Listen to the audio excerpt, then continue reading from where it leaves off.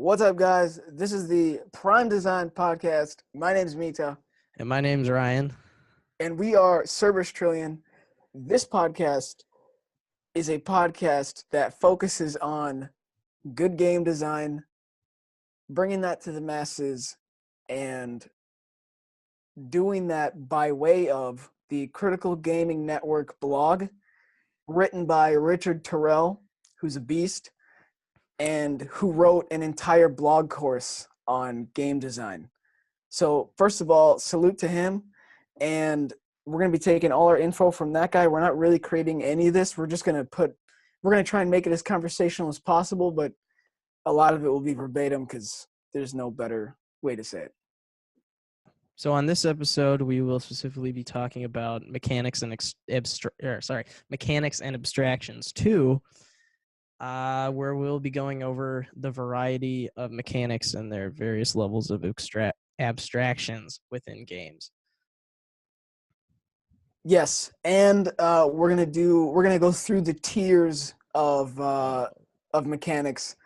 You good? We're gonna go through the tiers of mechanics from most concrete to most abstract in light of the factors that make up a mechanic.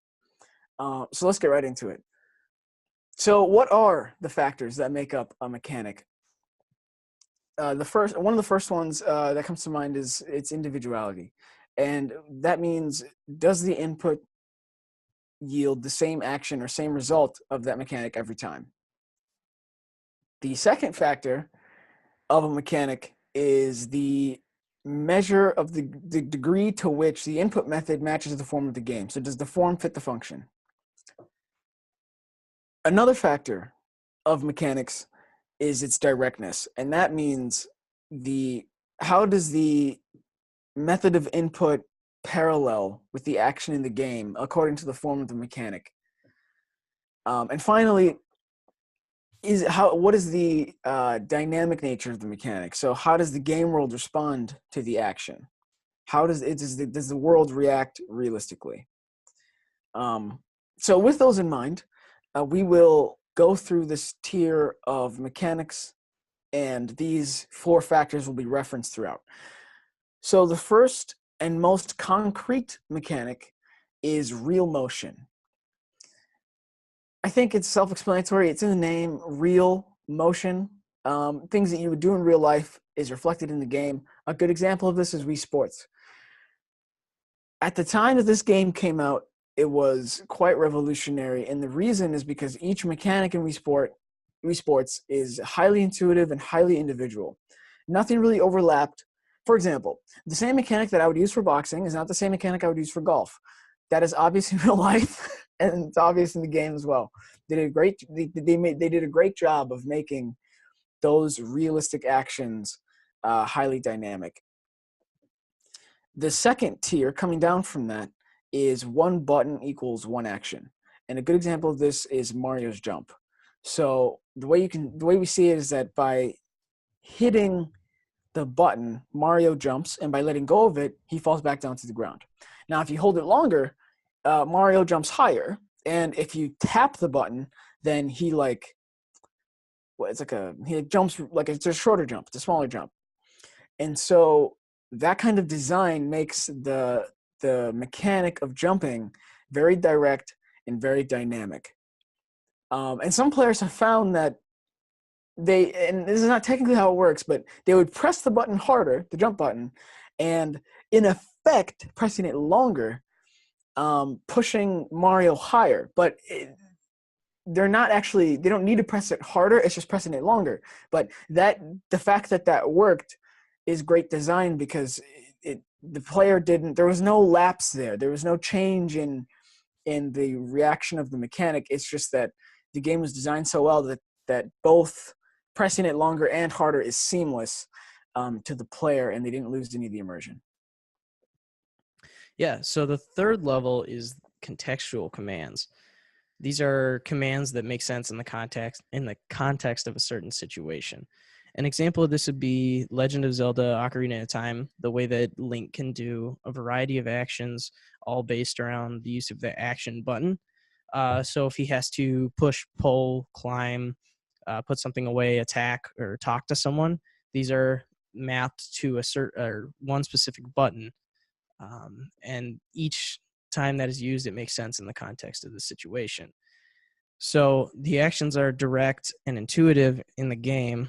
They're dynamic, but the individuality of the specific mechanic is sacrificed to allow the player to do more with the controls that they have available. Yes. So the next tier are actionless. The next tier is actionless actions. And good examples of those are found in action RPGs like Tales of Symphonia, Secret of Mana, and Final Fantasy Crystal Chronicles. And these games have attempted to add deeper and more engaging gameplay by adding these action-based mechanics, but in the end kind of created abstraction. And maybe it is engaging and deeper gameplay, but they created abstraction in the end. So usually these action RPGs have functions that are intuitive, direct, and individualistic. However, the range of resulting actions from each mechanic usually falls short. And so there really isn't any individuality for each mechanic. And where it's found is, let's say I hit you, I attack you, or I hit you with the sword, I kick you, and then I shove you. But all three of those result in the same animation. And then they all have their own set hit point or deduction, right? Since it has the same animation, I'm not going to see it as three different actions. It's really just one, which makes all three of them redundant. So you just lose the individuality of all three of those mechanics. And then now I'm just looking at what has the highest damage. I'm going to use that, which to me takes away from its individuality and some of the dynamics. And so players will then just they'll learn to look at the numerical damage regardless of what mechanic is in the game, and that's what they'll use as a gauge in battle. And so this just makes the game feel you're disconnected, and the mechanics, they're just kind of this nebulous, maybe I can use it, maybe I won't. It all depends on the numerical damage. Yeah. So in traditional RPGs, you don't have those action mechanics in it. It's all just stuck with traditional math equations, plugging data into spreadsheets essentially. So you're given your character stats, their weapon stats, armor, whatever other abilities that the character has. And then when they go into battle, your attacks are based on what equipment you have and what your character can do, and then also what your enemy character can do. Now, something like Pokemon, the Final Fantasy series and Dragon Quest series, Pokemon specifically, I know I always thought this was a strange mechanic to me, but I know it's just a product of the time. But, in Pokemon, you go into battle, you select to attack, and the attack is either extremely effective, it's either not effective, or it's sort of effective. And it's all dependent on your character's traits and the enemy's traits, and that determines everything. So you end up getting stuck into cycles of attacking and healing and then attacking again, and it takes you out of the immersion of the game because you can't actually, change anything in battle. It's just you telling it to attack, then you receive the results, and that's pretty much it.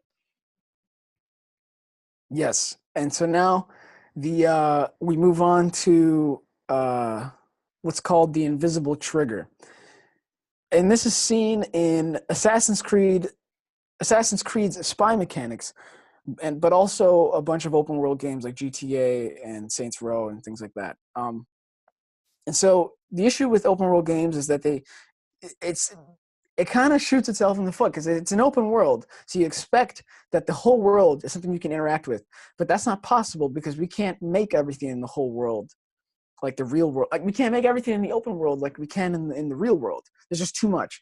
So the player cannot react to everything uniquely and accurately. Some things will end up having to be redundant, like human characters. And it's especially evident in Assassin's Creed where, and this is kind of GTA as well, but the bystanders are either oblivious, pugnacious, or flat out unrealistic. You can't accurately portray humans and do it differently every single time. And that's just the way the game, it's like an inherent nature of the game.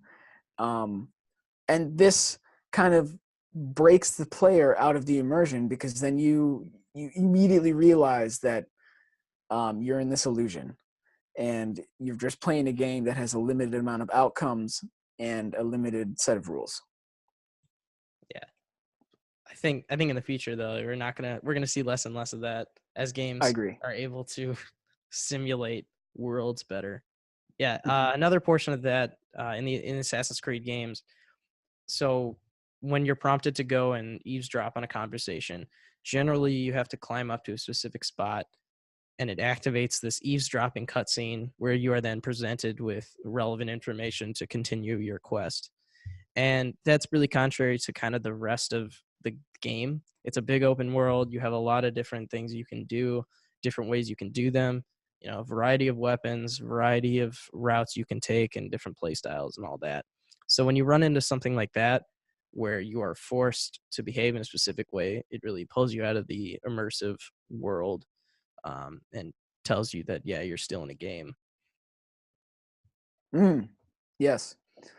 And now to move on to the last, and honestly, it is the least of all of these tiers. The example is called just strict progression, and the example there are two examples: Zack and Wiki and Crimson Room.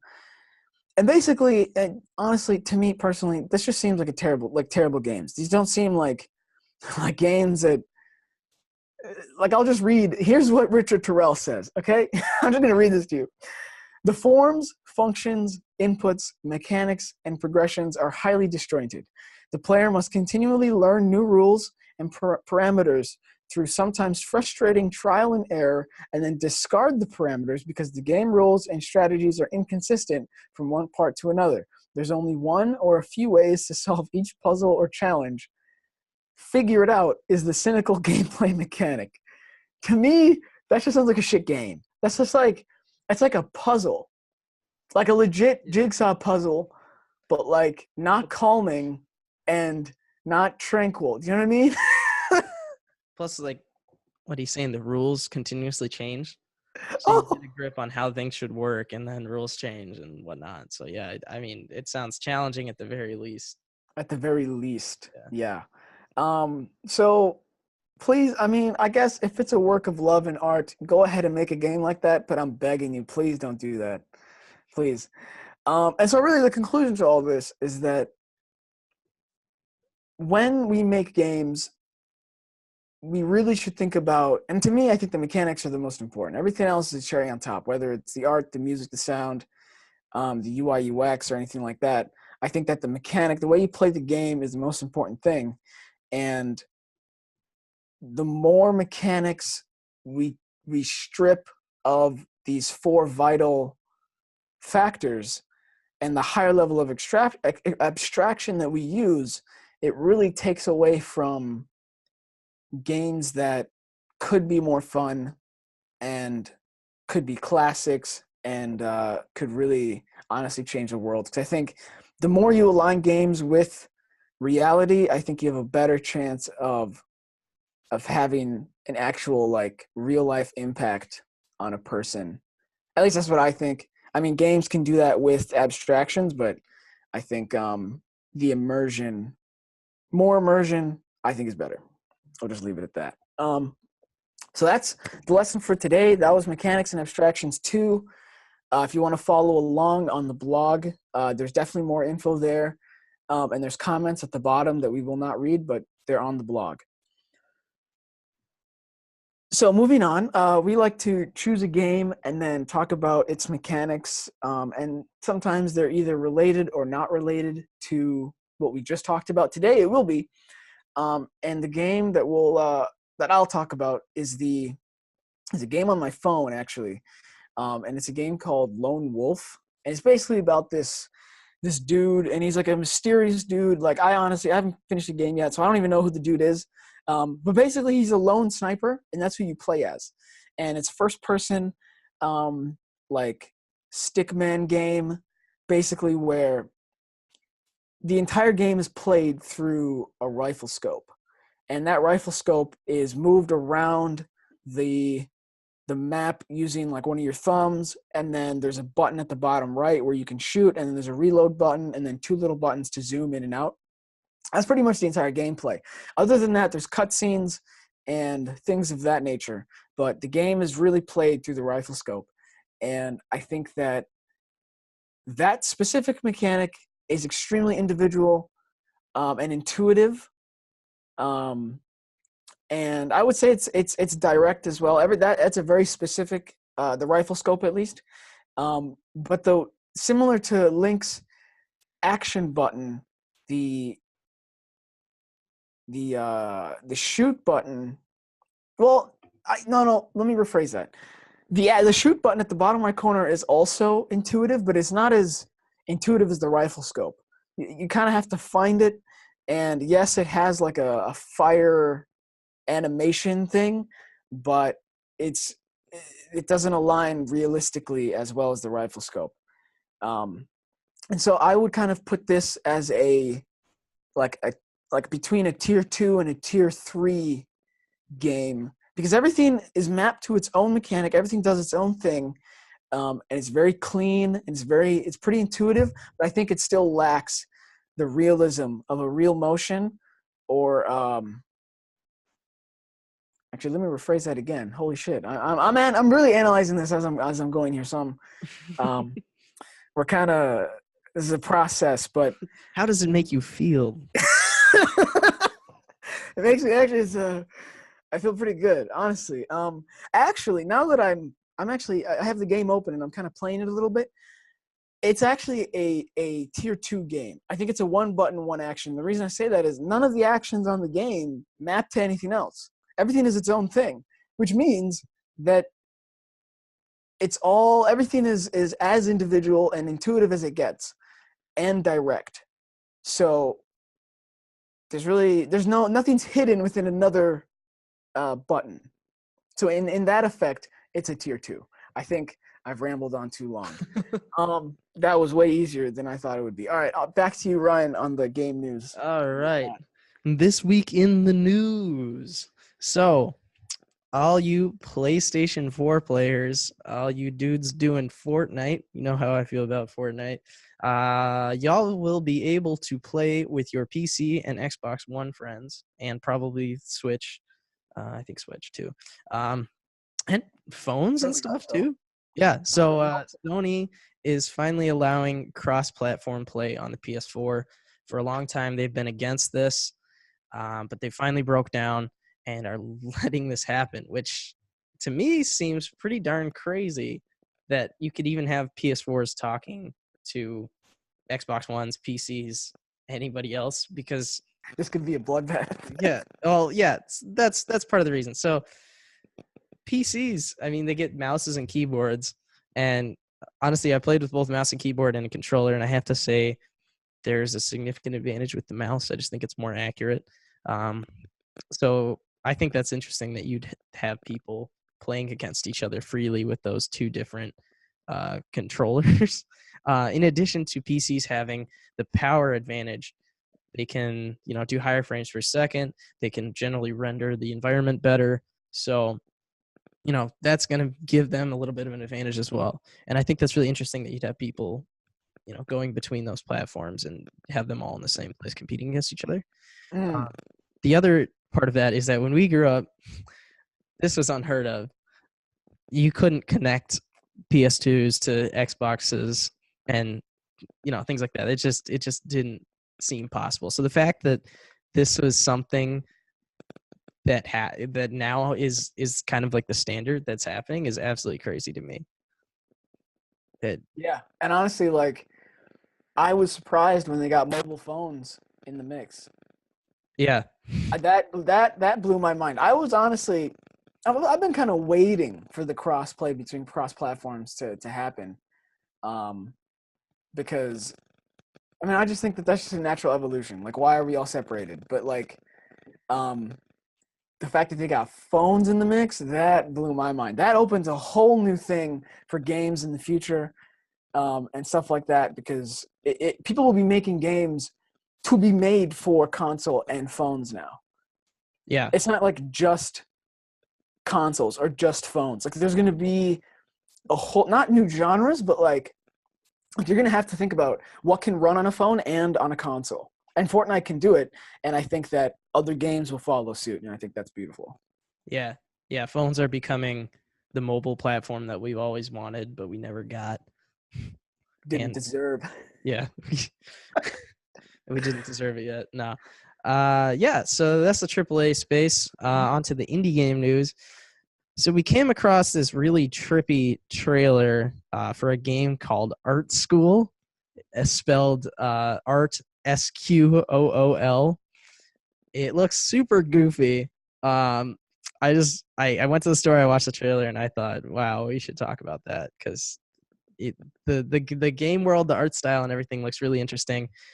Basically, you're a student at art school, and your teacher is an AI being that grades your paintings based on how closely they resemble kind of what you're prompted to paint. So it's like MS Paint mixed with kind of Mario world exploration thing, all in this super trippy, surreal setting that it was just really interesting to look at. And we'll be linking to the article with the trailer and everything in the description for the podcast if you want to give that a look. It's really interesting. Um, It is I think very trippy. yeah, it's really trippy. The game comes out next year, so I think early 2019. So keep your eyes open for that. And Which is when, real quick, which is when our game's coming out. But that's we'll touch on that in a second. But no, that's I watched the trailer and I was like, this is something that people who are in an altered state of consciousness should explore, because it's very, what's the word? it's a trip. Surreal. Yeah. I don't have any other way of saying it. It's just surreal. It's really, and the color palette and the way, like, all the shapes and shadows, and And it's a unique it's experience. yeah, and it's very reminiscent of like kind of early like Windows 96 sort of thing. With like the UI and everything, it really does resemble MS Paint. And then the color scheme and everything is very 90s, and it's pretty sweet. Mm. Yeah. Yes. So that's the show.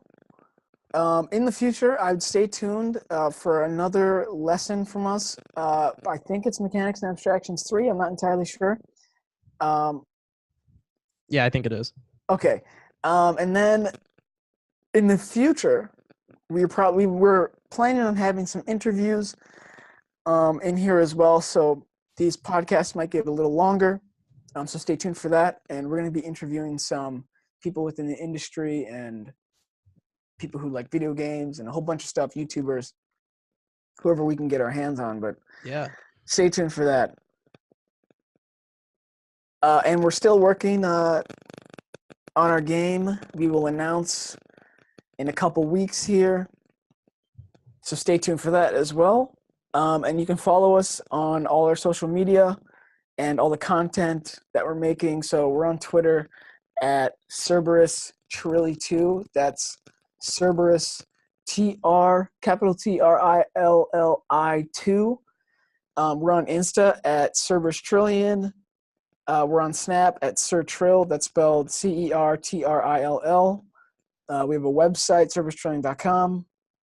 We have a YouTube channel, Cerberus Trillion. We have a devlog on Medium, Cerberus Trillion. We have a Facebook page, Cerberus Trillion. And we have a Discord, Cerberus Trillion. And soon we will do a live stream, or we will regularly live stream for I don't know, maybe like a half hour a week or an hour a week playing some games. You get to see us have some fun. That, guess what? That's also at Cerberus Trillion. Oh, Um, who would have so thought? yeah, follow us, and all that will be in the description of this podcast as well. So not to worry. But yeah, I hope you guys have a nice week. Hope you have a nice week, or yeah, hope you have a nice week. I don't know when this is going up, but Whenever they but decide to post it, yeah. whenever we decide to post it, have a nice week, and I'll see you guys later. Yeah, thanks for listening, guys.